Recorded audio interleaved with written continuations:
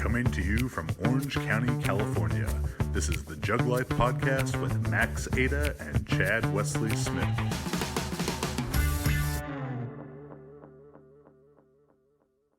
So who is familiar, by a show of hands, through our YouTube, books, all that stuff, with the concept of phase potentiation? All right, so phase potentiation is a fancy way for me to sound smarter than I am by saying using one part of training to improve the potential of the next part of training. And this has to happen in a logical, strategic sequence. And the way that we do that is hypertrophy training, so training to build bigger muscles. We take those bigger muscles into a strength phase, and teach those bigger muscles how to produce more force.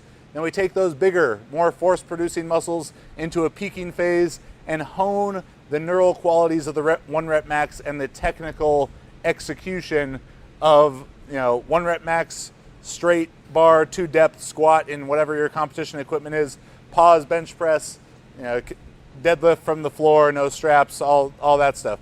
How you do it in the meet. So through those phases, there's some considerations to make about how you choose your exercises that are better suited for each part. So during hypertrophy, what we're trying to do is add volume, and we're trying to overload your volume, generally in the range of about 60 to 75% intensity for sets of 6 to 12 reps. And the more work you can do in that range, the more muscle you're going to be able to build. And the principle of overload, principle number 2, our second most important priority in the scientific principles of strength training, which read the book, watch the video series, a lot of info there, a lot more than I can talk about today.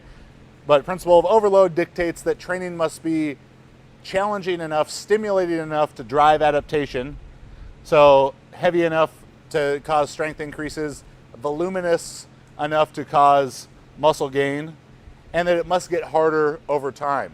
So in this hypertrophy phase, we're going to do more volume, more volume, more volume. And you can achieve that several different ways. You could do the same sets and reps with more weight.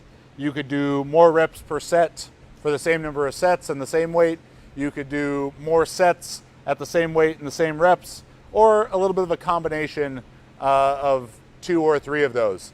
I prefer not to just add reps per set, as that's you could run into a problem of fatigue management where you're training too close to failure too soon, or you could get into training, sets of 15, 20 reps, which while still very useful for muscle building, are maybe too general for powerlifting, are maybe too fatiguing, and might run into an issue of training more for muscular endurance than just for muscle size. So we want to stay in that 6 to 12 rep sweet spot for the most part. And there are exercises, for the squat particularly, that are better suited to training more volume, particularly when you consider, and I feel myself saying particularly a lot of times here.